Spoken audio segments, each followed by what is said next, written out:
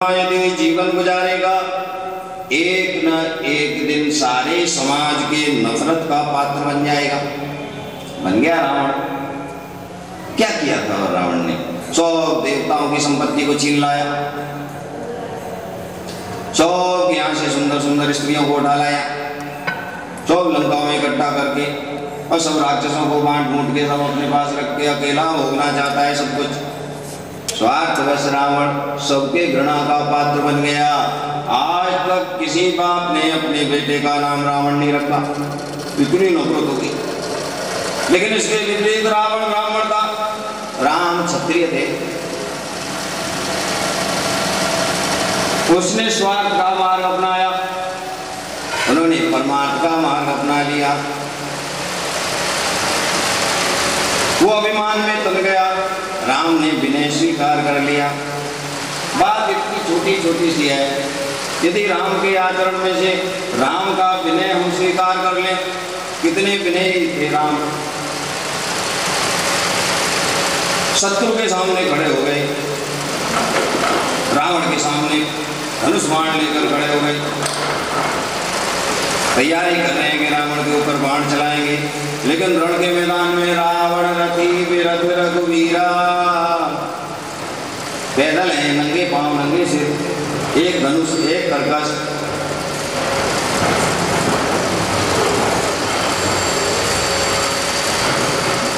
लेकिन रावण रथ में सवार, 10 सिर 20 भुजा, सब में अस्त्र शस्त्र सुसज्जित, कवच कुंडल सब पहने हुए, सारथी साथ में।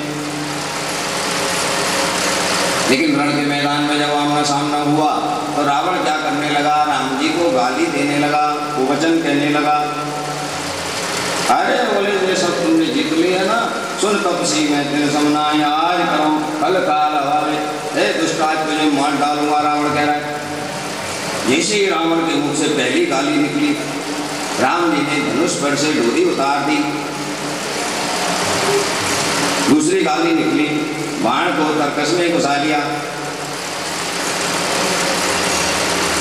तीसरी गाली निकली, दोनों हाथ जुड़ गए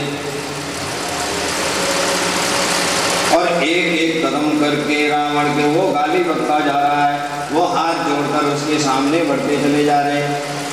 मैं नहीं कहता गोस्वामी जी दृश्य उत्पन्न कर रहे हैं। राम जी रावण के सामने एकदम बड़े शस्त्रों से सुसज्जित, आज मार डालूंगा, काट डालूंगा, फाड़ डालूंगा।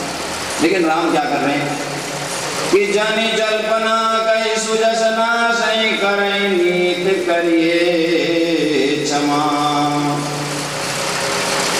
हे महावाद, हे वेद का भाष्य करने वाले रावण, मैं कोई सीता को लेने यहाँ नहीं आया था, मैं कोई लंका को जीतने यहाँ नहीं आया था, मैं तो देखने आया था इतना प्रकांड पंडित, इतना वीर जिसने त्रैलोक्य को वश में कर लिया, वो वीर कैसा है। लेकिन यहाँ आकर मैंने देखा कि नाम तो वीर का है, नंबर 1 का कायर है। मैं छोटा होकर जनि जल्पना कही सुजसना से, गाली देने से आपके यश में भट्टा लग रहा है। करेंगे, मैं छोटा होकर आपको नीति समझा रहा हूँ, करिए क्षमा।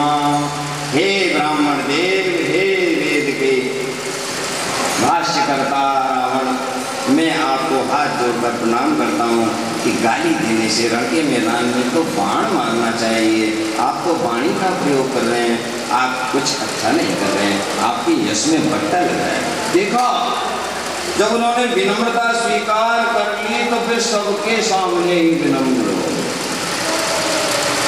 ये नहीं कि जब माया मरकट मूछ मचंदर आए तो भैया हाथ जोड़ के खड़े हो गए, अरे भैया हमारे अंदर तो क्रोध नहीं है। और छोटे छोटे गरीब लोग सामने आए तो मार देंगे, काट देंगे, आग लगा देंगे, गुस्सा दिखा देंगे। बड़ों के सामने विनम्र बने रहे, छोटों पर आफत मचाते रहे। ये तो भैया छल विनय है, विनय नहीं है। बंदुक कट सम्मत तोरे, तू छल विनय कर कर जोरे। सामने तो हाथ जोड़ दे। विनय का मतलब क्या? राम ने अपने जीवन में मनुष्य को मनुष्य बनाने के लिए 3 मुख्य कार्य किए। यदि ये 3 कार्य आज भी देश समाज स्वीकार कर ले तो मेरा दृढ़ विश्वास है कि राम राज्य इस पृथ्वी पर फिर आए। क्या 3 कार्य किए? सबसे पहला काम तो ये किया कि जातिगत भेद मिटा दिया। क्षत्रिय होकर ब्राह्मणों की पूजा करते फिर रहे। दूसरा क्या मिटाया? बोले संप्रदायगत भेद मिला दिया। शैव और विष्णु में आपस में इतनी कटुता बढ़ चुकी थी। आज शिवकांत जी, विश्वकांत जी, विष्णुकांत जी दोनों इसके प्रत्यक्ष प्रमाण है।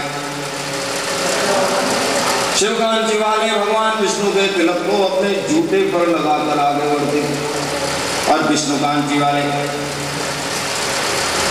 हरि और हर का आपस में विरोध करते थे।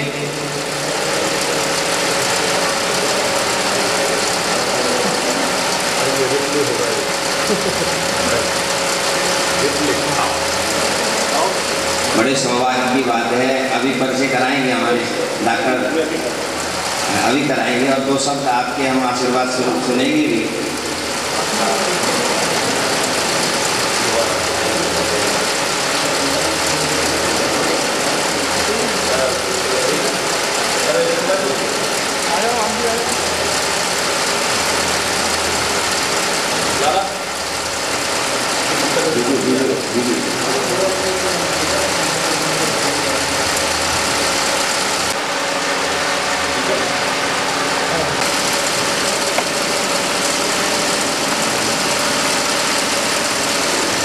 रामचंद्र महाराज की जय।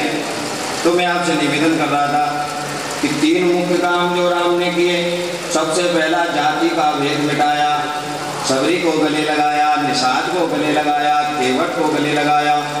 इतने उच्च कुल में होते हुए जिनकी छाया भी समाज नहीं छूता था, जासु छासु ले सींचा, उन सूत्रों को जो अदलित पड़े हुए थे उनको उठा उठा कर गले लगाया। जाति का भेद मिटाया, संप्रदाय का भेद मिटाया। आप भगवान विष्णु के अवतार होते हुए रामेश्वर भगवान की स्थापना की। हरि और हर का भेद मिटाया, शिव और विष्णु का भेद मिटाया, जाति का भेद मिटाया। और छोटे छोटे बंदर भालुओं को गले लगा लगा कर जो सबसे पद्दलित थे, निषाद इत्यादि शबरी गीत, उन सबको गले लगाकर यानी समाज के भीतर से सारी बेमनस्यता हटा दी। मनुष्य एक समान कर दिया। यदि आज भी हम स्वीकार कर लें, यदि हम जाति का अभिमान छोड़ दें, यदि हम संप्रदाय का अभिमान छोड़ दें, यदि हम ऊंच नीच का अभिमान छोड़ दें, राम के पग चिन्हों पर उनके विनय को स्वीकार करते हुए आगे बढ़े, तो क्यों न राम राज्य स्थापित हो जाएगा। बीज में से आज के आज तो कभी भी फल हुआ नहीं।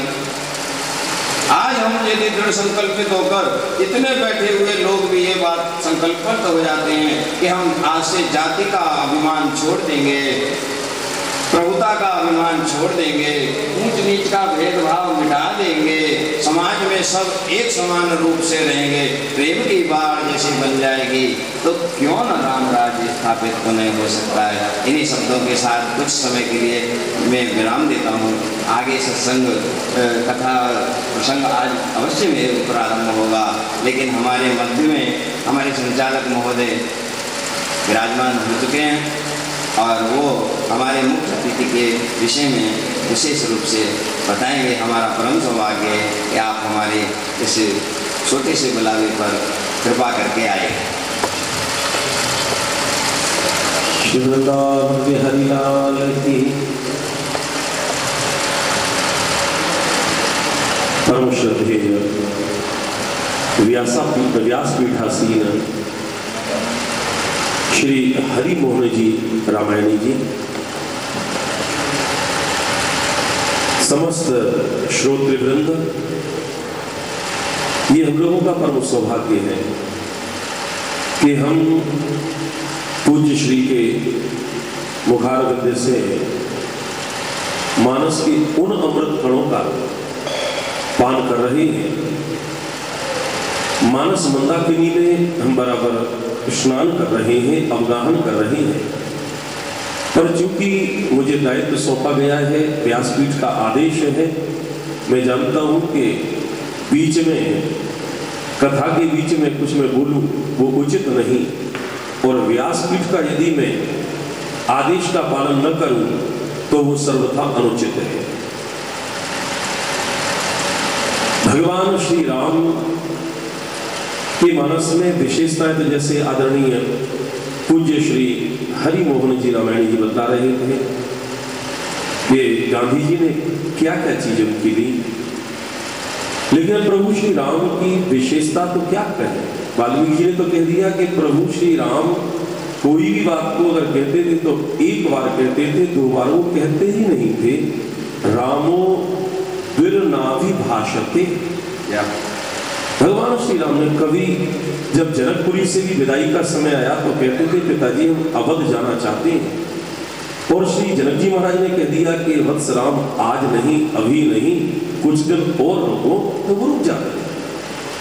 फिर कुछ दिन के बाद में पूछा तो फिर कह दिया कि अभी वत्स, अभी मैं चाहता हूं कि कुछ दिन और रुको, फिर रुक जाते थे। एक बार कहा यदि बात नहीं बनी तो दोबारा बोलते ही नहीं। लेकिन प्रभु श्री राम का स्वभाव और प्रभाव दो चीज बड़ी अद्भुत रही है।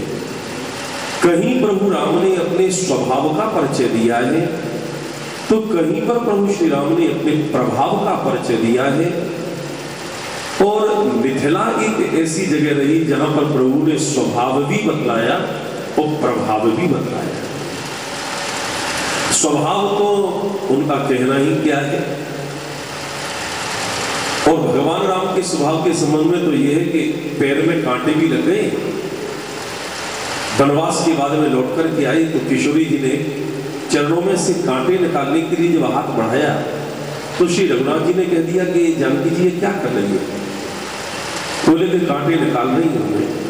बोले आप तो भक्ति स्वरूपा हैं, आपका काम तो चरणों में लाने का है, जो मेरे द्वारा चरणों में आ गया उसको निकालने का काम आपका नहीं है, तो जो कांटों को भी न निकाले ऐसे प्रभु श्री राम, तो उनके संबंध में तो क्या हम व्यासपीठ से बराबर अभी लगातार जब तक यह अनुष्ठान की अवधि है सुनेंगे ही।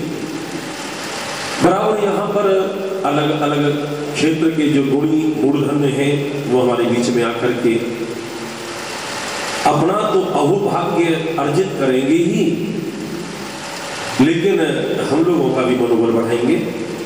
इस क्रम में आज हमारे बीच में लखनऊ से मुख्यालय से पधारे हुए विश्व हिंदू परिषद के संपर्क विशेष संपर्क विभाग के पूरे उत्तर प्रदेश एवं उत्तरांचल के प्रमुख विशेष संपर्क विभाग के उत्तर प्रदेश एवं उत्तरांचल के प्रमुख, जो कि विशिष्ट एवं अति विशिष्ट व्यक्तियों से संपर्क का दायित्व परिषद ने जिनको सौंप रखा है, अपने मुख्यालय से जो पधारे हैं हमारे अति अभिन्न और अतिशय प्रिय श्री शिव नारायण सिंह जी आज यहाँ पर पधारे हैं।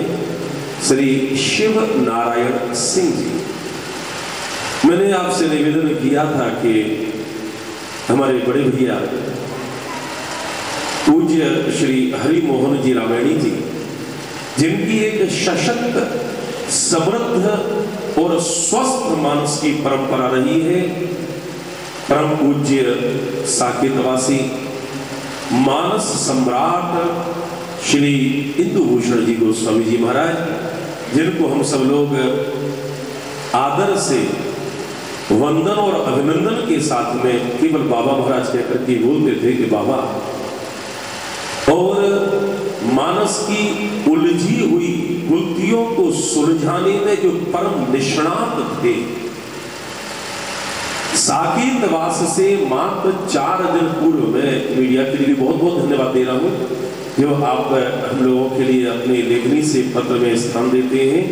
प्रभु के चरणों में प्रार्थना है कि आप स्वस्थ व्यस्त रहते हुए मस्त बने रहें।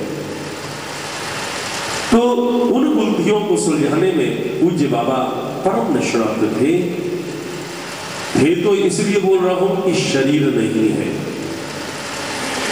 मैं है इस अर्थों में बोल रहा हूं कि उनका दिव्य ज्ञान हमारे बीच में है। शुक्ला जी थोड़ी देर रुकेंगे, अभी नहीं जाएंगे, और हमारे पुराने शहर की जो दूसरी सुगंध है वो भी टिकी रहेगी। हमारे श्री शिवनारायण सिंह जी के लिए भी अति व्यस्तता में आपको क्या बतलाऊं, इनका कार्यक्रम आज सुबह से जो प्रारंभ हुआ है अब तक इस समय तक चल रहा है, वो तत्काल हमको 6:10 पर मथुरा पहुंचना है। और क्या बतलाऊं मैं, इनका कार्य दायित्व ऐसा है न खुद आराम करने देते हैं और इनके संग में जो रह जाए ना उनको आराम करने देते हैं। पूरे हनुमान जी का जो दायित्व है वो इन्होंने संभाल रखा है।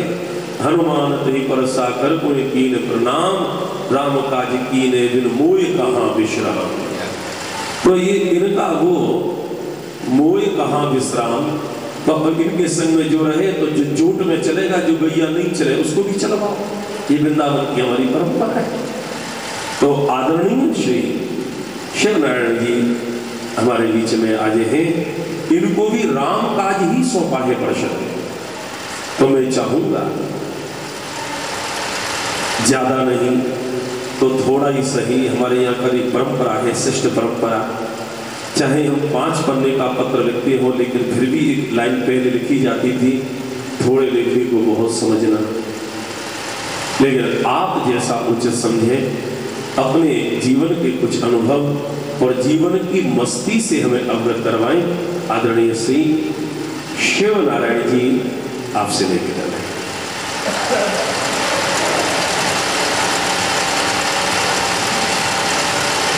व्यासपीठ पर विराजमान पूज्य श्री हरिमोहन रामायण जी महाराज के श्री चरणों में कोटि कोटि प्रणाम। मानस मंदिर ब्रह्मकुंड वृंदावन आपके पूज्य पिताजी स्वर्गीय मानस सम्राट इंदु भूषण गोस्वामी जी का भी बड़ा ख्याति नाम है। जब सुबह कल वृंदावन आया तो उनका और आपका दोनों का भी मुझे नाम सुनने को मिला, और आज मुझे पूज्य रामायण जी महाराज के दर्शन करने का भी सौभाग्य मिला।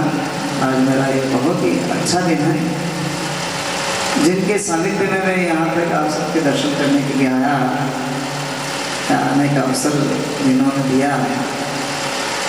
पूज्य डॉक्टर मनोज मोहन जी शास्त्री जी, भागवत कथा के प्रकांड विद्वान, सरस्वती आपकी जीवा पर विराजमान रहती है।